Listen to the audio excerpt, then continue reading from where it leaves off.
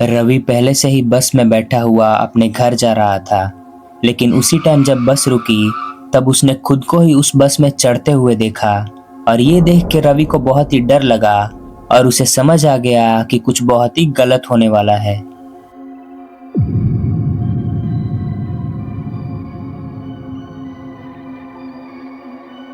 उस रात सब कुछ नॉर्मल था।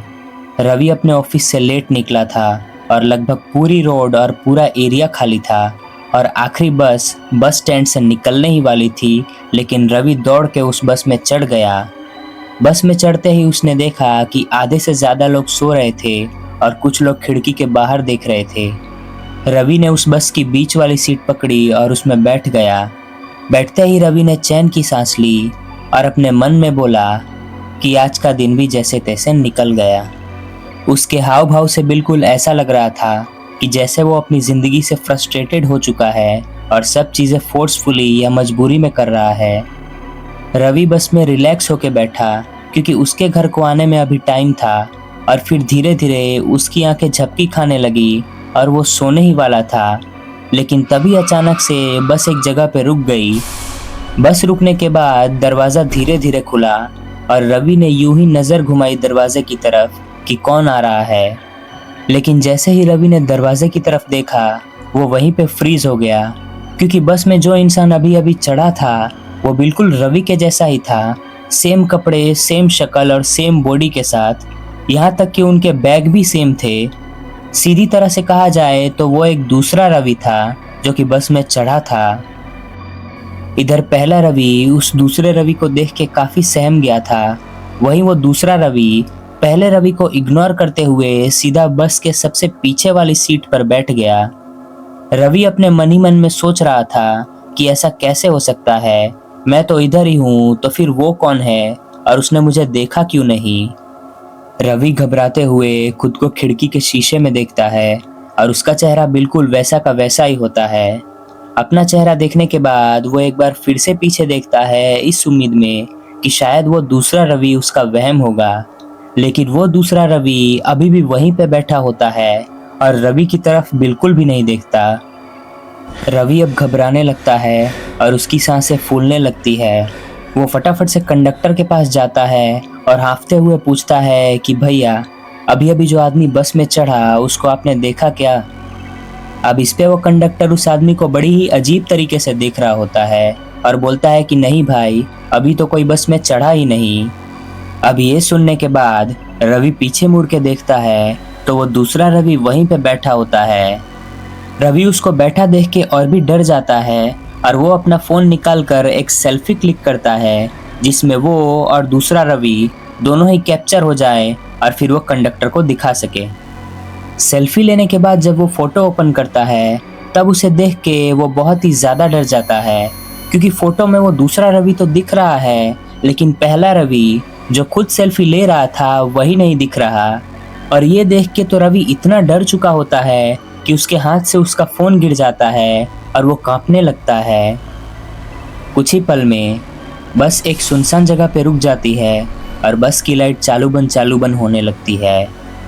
रवि आगे की तरफ देखता है तो कंडक्टर और ड्राइवर सब लोग नॉर्मली थे।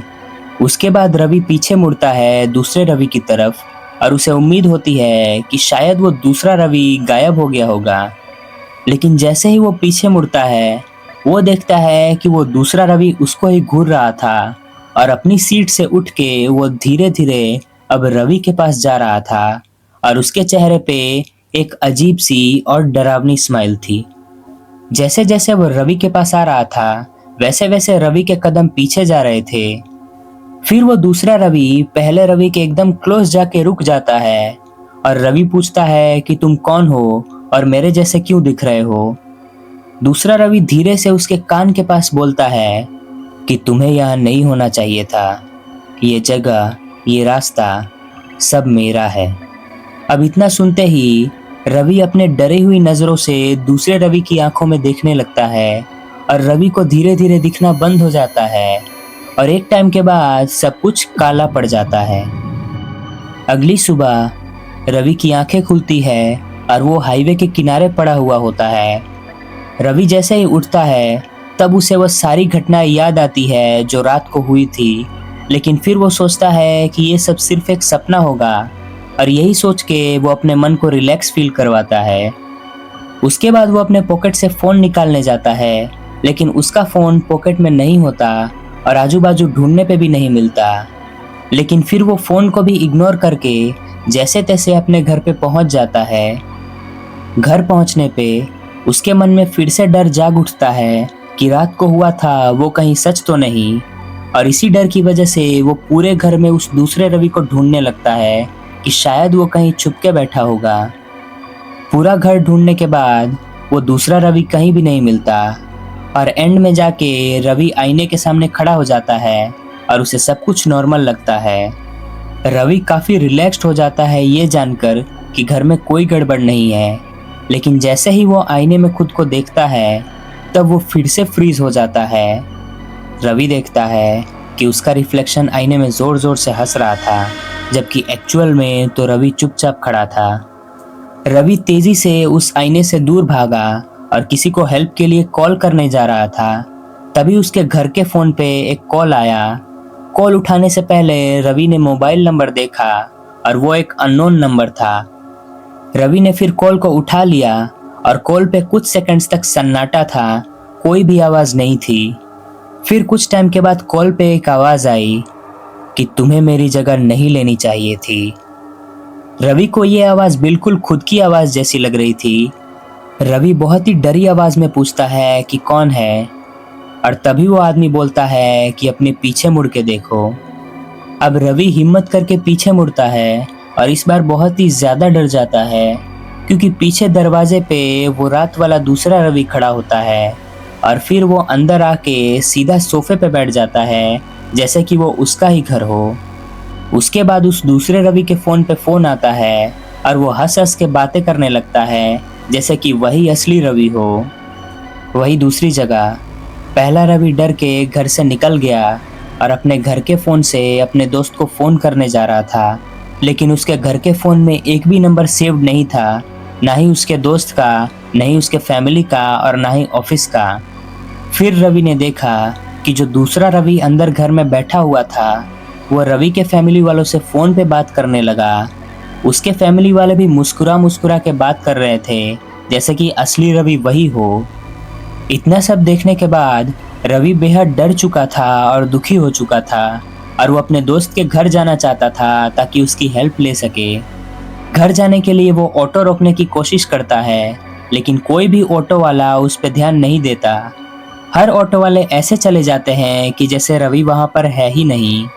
फिर थक हार के रवि ने जो टूटा हुआ आईना था उसमें खुद को देखने की कोशिश की, लेकिन उसको शायद ये नहीं पता था कि अब वो किसी को नहीं दिख रहा और ना ही वो खुद को देख पाया आईने में।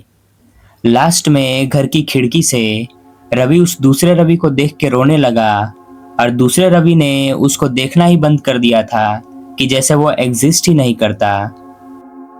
असल में रवि मरा नहीं था और ना ही उसने अपनी जिंदगी खोई थी, लेकिन उसने अपनी जगह खो दी थी और शायद अब कभी भी रवि इस लूप होल से बाहर नहीं आ पाएगा। तो भाइयों, कैसी लगी आपको ये स्टोरी? अगर अच्छी लगी हो तो लाइक एंड सब्सक्राइब ज़रूर करना। और आप सबको पता है कि मेरा चैनल डीमोनेटाइज हो चुका है मेरे एनिमेटेड वीडियोस की वजह से, और यूट्यूब को ऐसा लग रहा है कि मैं एक जैसे ही वीडियोस बार बार बना रहा हूँ। इसलिए अब मैं वो पहले वाली वीडियोस बिल्कुल नहीं बनाऊंगा, क्योंकि उसमें कोई फ्यूचर नहीं है और उसे बनाने का कोई मतलब भी नहीं है। यूट्यूब फिर से डिमोनेटाइज कर देगा उन वीडियोस पे। और इस चैनल पे अब इसी तरह की शॉर्ट स्टोरीज या फिर लॉन्ग स्टोरीज आती रहेंगी, जिसमें मिस्ट्री, स्टोरी और काफ़ी यूनिक कंसेप्ट्स होंगे। मैं होप करता हूँ कि आप लोग मुझे इन स्टोरीज पे भी सपोर्ट करोगे। आई नो कि मेरे ट्रू सपोर्टर्स हमेशा मेरे साथ रहेंगे, लेकिन जो लोग अब भी पहले वाली वीडियोस एक्सपेक्ट कर रहे हैं वो चाहे तो अनसब्सक्राइब कर सकते हैं या फिर मेरे वीडियोस देखना छोड़ सकते हैं। और हाँ, बात करो इस वीडियो की, तो इस वीडियो में शायद आपको थोड़ा सा कन्फ्यूजन हो सकता है कि ये सब हुआ कैसे रवि के साथ। तो ये सब एक टाइम लूप होल का कंसेप्ट है, या फिर कह सकते हो कि एक मल्टीवर्स टाइम लूप होल का कंसेप्ट है। और इस कंसेप्ट के ऊपर मैं आगे भी बहुत सारी वीडियोस लाने वाला हूँ डिफरेंट स्टोरीज के साथ। तो आपको ये स्टोरी कैसी लगी ज़रा एक कमेंट कर देना। तो आज के लिए बस इतना ही, मिलते हैं नेक्स्ट वीडियो में।